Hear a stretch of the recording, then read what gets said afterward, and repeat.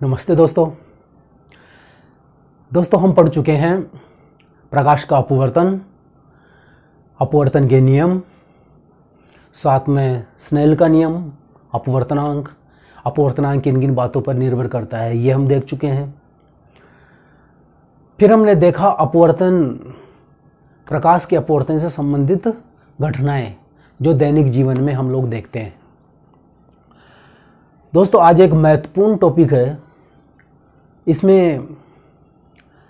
इसके संबंध में परीक्षा में प्रश्न आता है कि पूर्ण आंतरिक परावर्तन से आप क्या समझते हैं। साथ में इसी में क्रांति कोण किसे कहते हैं। ये दोनों प्रश्न एक ही टॉपिक से बनते हैं, तो हम इसको देखेंगे। पर इसके लिए हमारे आपतन कोण, अपवर्तन कोण, अभिलंब ये क्या होता है, किस प्रकार से आपतन कोण का मान बढ़ा देने पर अपवर्तन कोण के मान पर क्या प्रभाव पड़ता है, सघन माध्यम विरल माध्यम क्या है, उनके कॉन्सेप्ट क्या हैं, ये चीज़ हमारी क्लियर होना ज़रूरी है। अगर किसी दोस्त ने अभी अभी ये ज्वाइन किया है वीडियो, उसका ये पहला वीडियो है, तो इससे जस्ट पहले वाले 2-3 वीडियो जो हैं उनको वो देख ले, क्योंकि उनमें ये सभी कंसेप्ट क्लियर किए हुए हैं। और वो कंसेप्ट क्लियर होने के बाद ही आज जो हम पढ़ा रहे हैं ना, वो अच्छी तरह समझ में आ सकता है। तो देखिए, पूर्ण आंतरिक परावर्तन, देखिए क्या होता है ये। हाँ दोस्तों बताते चलो क्या बना रहा हूं। देखो मैं, देखिए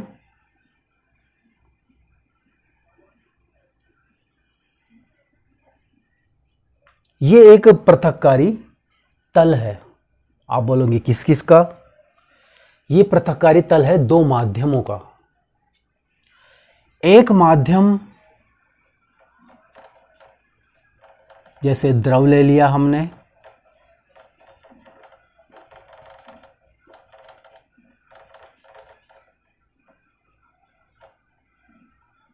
ठीक है।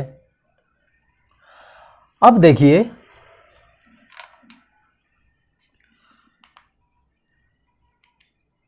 प्रकाश की किरण मान लीजिए आ रही है इस प्रकार से, प्रकाश की किरण आपतित हो रही है किस पे? पृथक्कारी तल पर। यह है पृथक्कारी तल। चलो लिखते ही नहीं है, वैसे ही समझ लो, पृथक्कारी तल है। इस पर यह प्रकाश की किरण आपतित होती है। जहां पर प्रकाश की किरण दूसरे माध्यम में प्रवेश करेगी तो पृथक्कारी तल पर क्या होगा? बिल्कुल सही है, प्रकाश के अपवर्तन की घटना घटित होगी। तो देखिए जहां पर माध्यम बदलेगा वहां हम क्या खींचेंगे? वहां खींचेंगे हम अभिलंब खींचेंगे। ये है अभिलंब।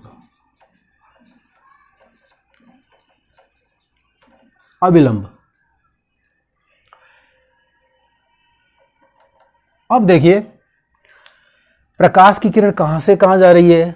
देखो ये हो गया हमारा, इसको ले लीजिए, ये हो गया हमारा पृथक्कारी तल, ठीक है। ये हो गया कौन सा माध्यम? सघन माध्यम। क्लियर? ये हो गया हमारा विरल माध्यम।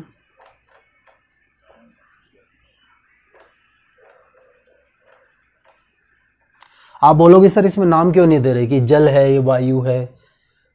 देखिए इसकी जगह आप कुछ भी ले सकते हैं। हम यहाँ केवल सघन और विरल को ही लेकर चलते हैं, है ना, कि सघन माध्यम है, विरल माध्यम, इतना दिमाग में रखिए। अब हमको पता है कि जब प्रकाश की किरण सघन से विरल में चलती है तो क्या होगा? अभिलंब से दूर हटेगी, ठीक है। तो ये अभिलंब से दूर हटी इस प्रकार से, ठीक है।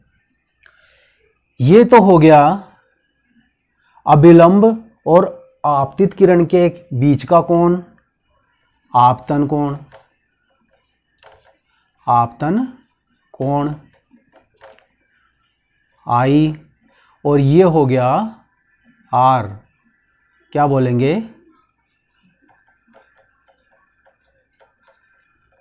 अपवर्तन कोण। क्लियर? इतना, इसमें कोई दिक्कत नहीं है। कंसेप्ट यही है कि सघन से विरल में जाएगी तो अवलंब से दूर हटेगी। चलो देखते हैं, ये स्थिति नंबर हो गई 1। आगे चलिए, ये हमने बनाया पृथक्कारी तल, ये हमने किरण। अब की बार देखो, ये आपतन कोण है।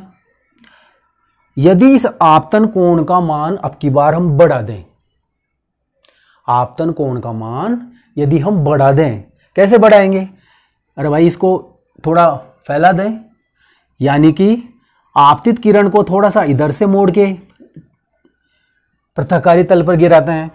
तो देखिए, ये प्रकाश की किरण जाती है अब की बार इस प्रकार से, कोई दिक्कत नहीं है।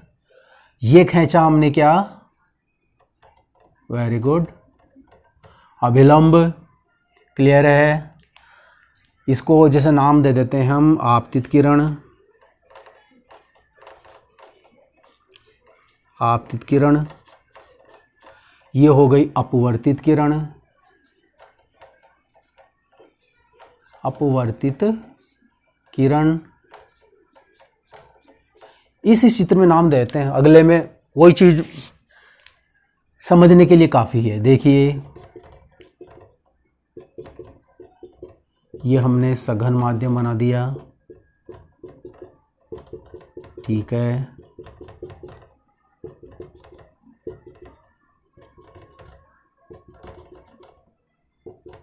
ठीक है, अब देखिए, यहां आपतन कोण का मान पहले की तुलना में हमने बढ़ा दिया, तो इधर क्या होगा, इधर अपवर्तन कोण का मान बढ़ जाएगा, यानी किरण वही अभिलंब से दूर हटकर आगे जाएगी। तो यहां जब आपतन कोण का मान आपने बढ़ा दिया तो अभिलंब से और ज्यादा दूर हटेगी, तो अब की बार जाएगी इस प्रकार से, ठीक है। ये आपतन कोण आर का मान पहले से बढ़ गया। अब देखिए, ये हो गई स्थिति नंबर 2। अब की बार आगे चलते हैं हम। देखिए, इस स्थिति में ये हमारे पास है पृथक्कारी तल, ये बनाया हमने माध्यम, सघन माध्यम। क्लियर? सघन माध्यम में अब देखिए, यहां आपतन कोण का मान अपेक्षाकृत कम था। क्या हुआ? अपवर्तन के फलस्वरूप अपवर्तित किरण अभिलंब से दूर हटकर आगे की ओर गई। फिर हमने आपतन कोण का मान पहले की तुलना में बढ़ाया, तो अब की बार अपवर्तित किरण और ज्यादा अभिलंब से दूर हट के गई, यानी कि अपवर्तन कोण का मान बढ़ गया। अब यदि हम आपतन कोण का मान और बढ़ा देते हैं, अब की बार देखिए, प्रकाश की किरण जाती है इस प्रकार से, इस प्रकार से।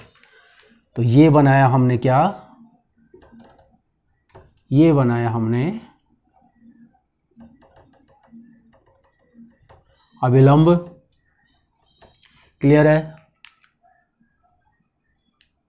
तो क्या होगा, तो हम देखते हैं कि अब की बार प्रकाश की किरण, देखिए, अगर आपको ये लग रहा है कि ये सर ये तो वैसे की वैसे है, तो हम इसको और थोड़ा बढ़ा देते हैं ताकि आपके लिए ये थोड़ा समझने में आसानी रहे, है ना।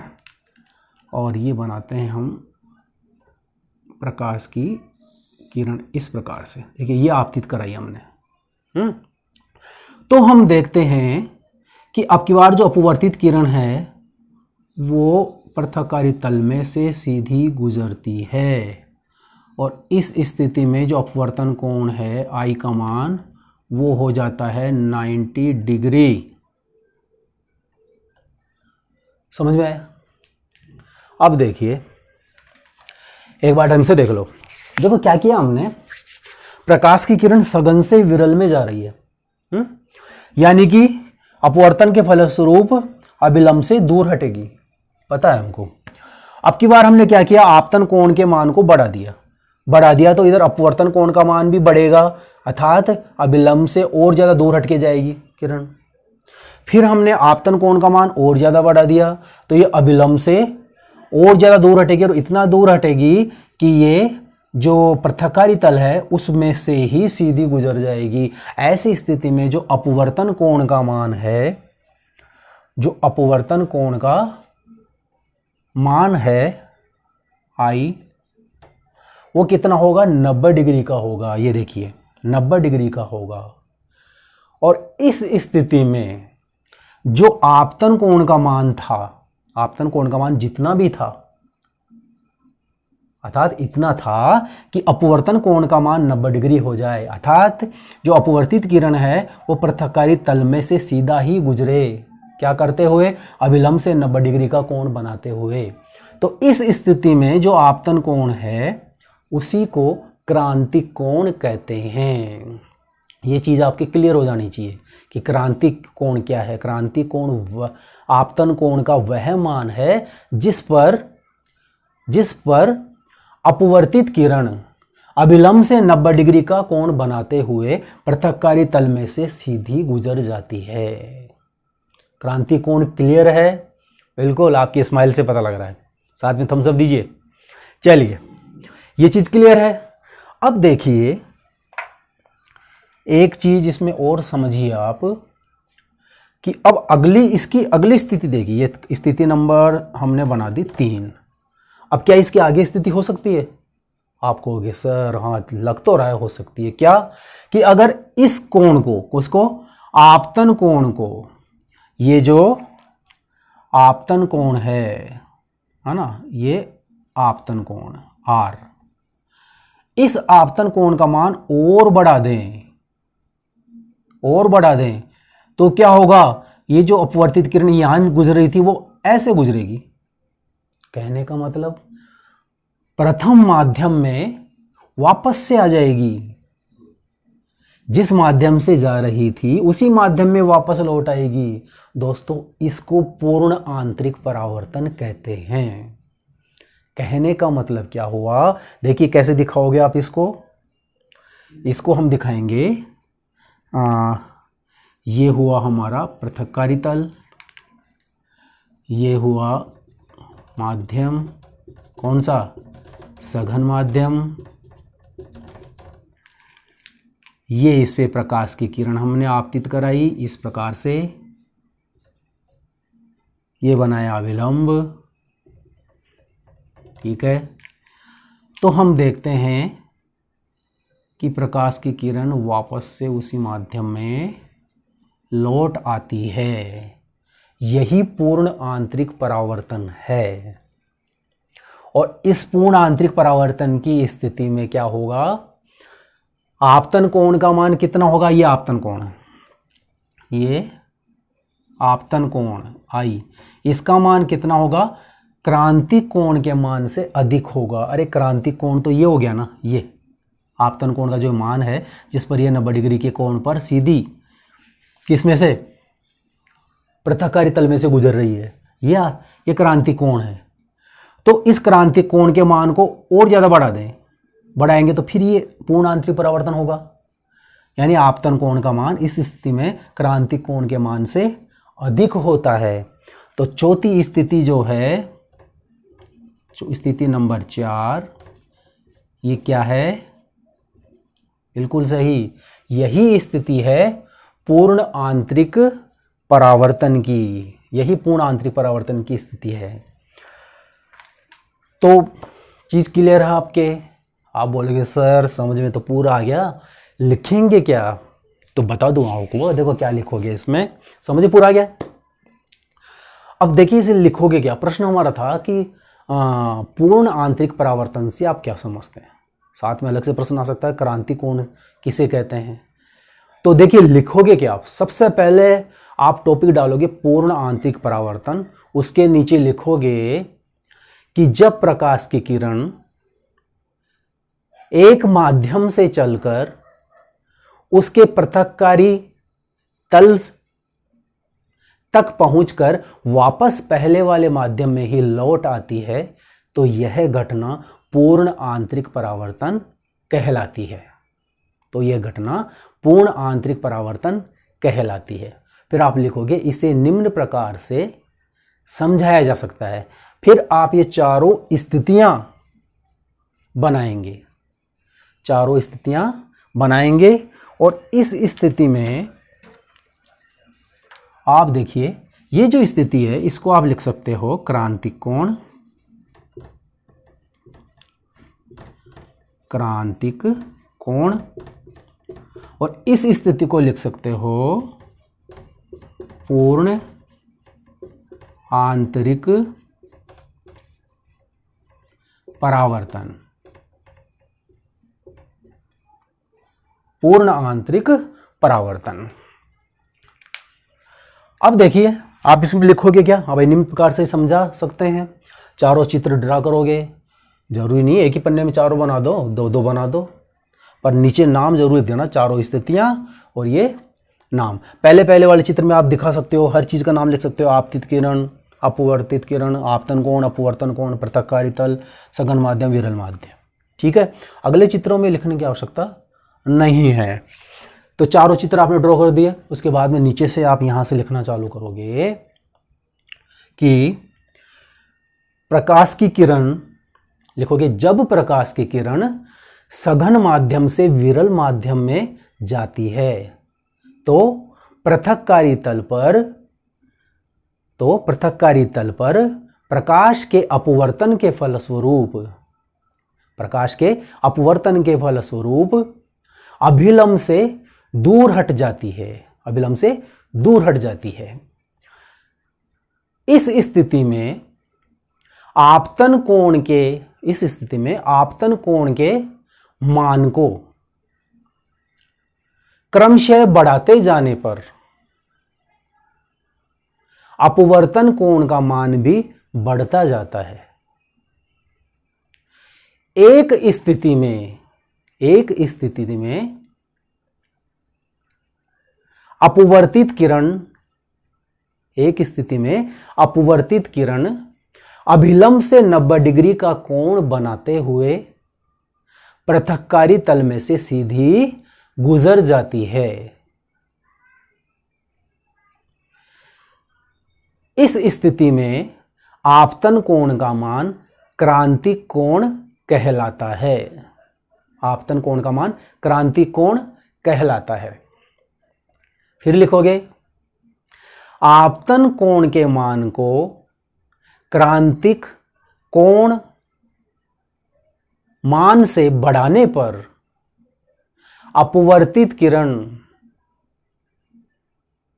पुनः प्रथम माध्यम में लौट आती है। यही घटना प्रकाश का पूर्ण आंतरिक परावर्तन कहलाता है। यही घटना प्रकाश का पूर्ण आंतरिक परावर्तन कहलाता है। ये आप बताओगे, लिखोगे पूरा पूरा इसमें। तो ये आपका जवाब हो गया इसका, किसका, कि पूर्ण आंतरिक परावर्तन से आप क्या समझते हैं। अब देखिए अगर प्रश्न आता है कि क्रांतिक कोण किसे कहते हैं, तो इसका उत्तर देखिए आप क्या लिखोगे। आप लिखोगे ऐसे कैसे, नोट करते जाओ जो मैं बोल रहा हूं, या ऐसे कैसे आपके नोट्स तैयार हो रहे हैं प्रश्न उत्तर टाइप में।